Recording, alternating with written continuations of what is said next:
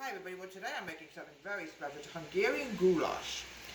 Basically, my whole married life I've been a homemaker, and I learned a lot from being a homemaker. A homemaker does not just sit around and do nothing. They cook, they bake, in my day, in olden days, we used to iron, hang the clothes out on the clothesline, but of course we don't have that anymore, sadly. So today I'm making a fantastic Hungarian goulash. I learned this from Grandma Elizabeth, and I like to keep up with traditions. I'm going to add some seasoning into the meat. I'm stewing stewing meat. You must use stewing meat, folks. Oh, folks, it smells so good. Now, we want to get the pink out of it before we add it to the crock pot. I need to add some salt. I need to add some pepper. Black pepper is always what Grandma Elizabeth used to use. I always remember her using it. You gotta make a lot of seasoning in, because Grandma Elizabeth had a thing about adding seasoning, folks. Now, this is going to take 8 hours to cook on the crock pot. We want to make sure this is completely... Oh, folks, it smells delicious. My mom was a homemaker too, until she went to work for my dad. And, a lot of people have to work nowadays to be able to survive, And I have very great news for you. COVID is almost over in New Jersey, where the numbers are so low that we're no longer having any brief meetings anymore. So we think COVID is done with New Jersey for now.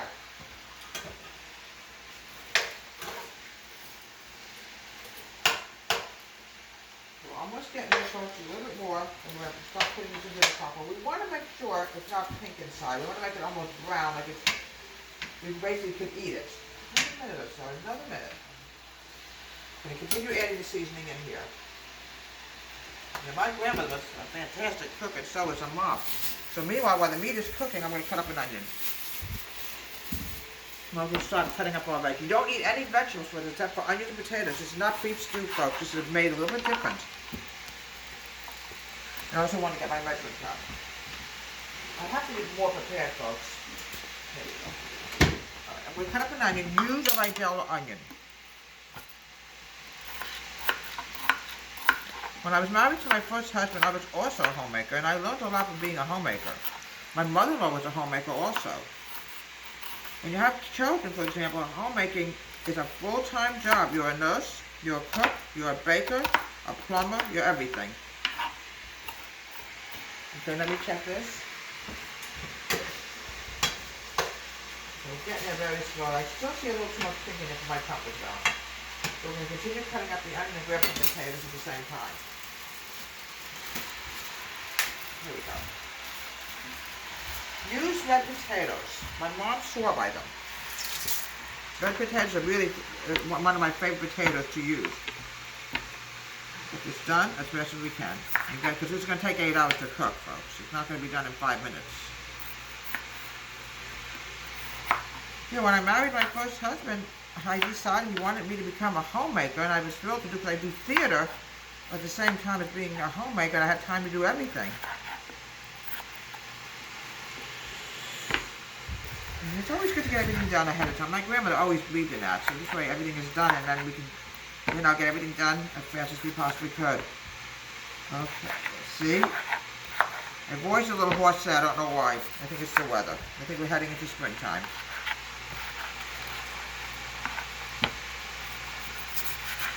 Okay.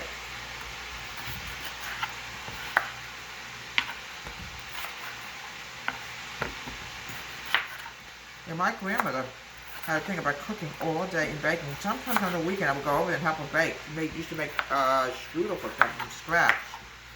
I gotta find that recipe and someday make homemade strudel. Alright, now let's see how this is coming along. Alright, another minute on this.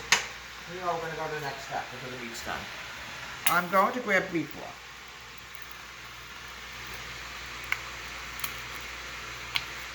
Okay.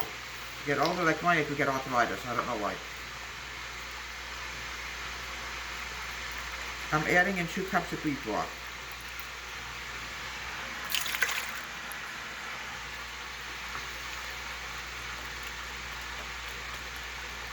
Okay.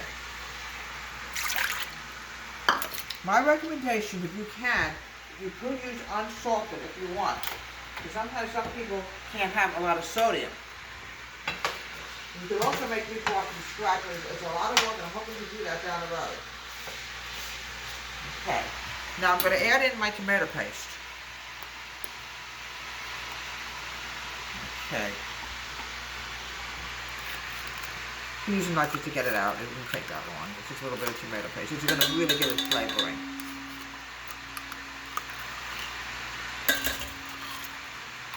Now, Hungarians, let me grab a spoon, folks. I want to get it all out. I'm still waiting on my meat to get there. You know, folks, just because I want a spoon, I can't find a spoon. It never fails. Oh. I will use the knife. I can't find a spoon right now. They're probably all in my dishwasher. Alright, not a problem. Here we go. We got it. We got it. It does not look appealing, folks. Trust me. It's not appealing at all. Here we go. A little bit more. A little bit more. Here we go. Alright, now, we're going to grab my spoon. We're going to mix it together. Here it is.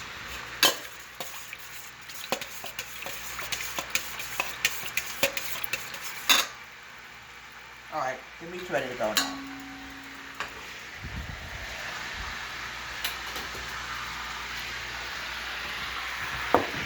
Some of it's still a little pink, folks, but not to worry. This is going to cook in 8 hours. It should be done by then.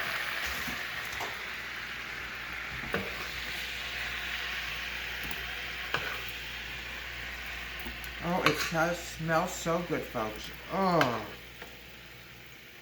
Even my cameraman will agree it smells good. Right, cameraman? It smells good. Now this could be, you can use this as leftovers if you want to. Now I also recommend using a little bit of the oil and grease on the top because this is delicious. It has a very good flavor. But do not, folks, put this down your sink. You can clog your pipes. We have to wait for this to cool off. I don't want to take any chances. Now the next thing I want to add in is my paprika. I'm going to add in 2 tablespoons of paprika. You can use any kind of paprika, folks, you want to use. It doesn't matter. I'm going to take this off.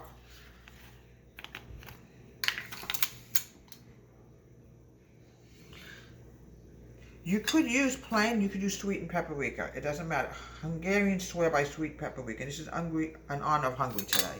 I'm ordering different places of the world. Mix this. And mix this. Alright, the tomato paste is going to look a little weird. It's not to worry. Now, put this here, put this here. Then we're going to dump it in here. Mix it in here.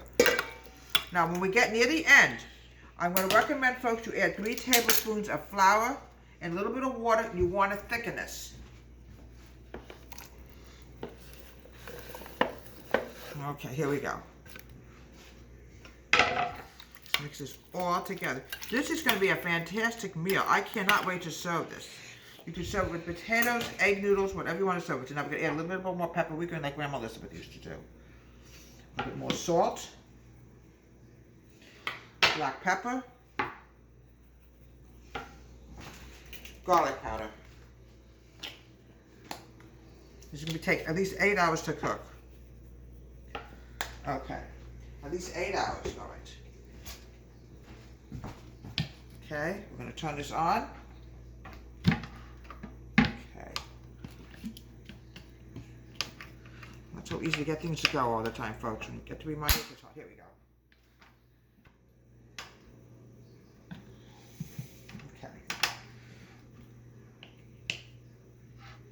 It's not easy to do this, folks. I'm telling you.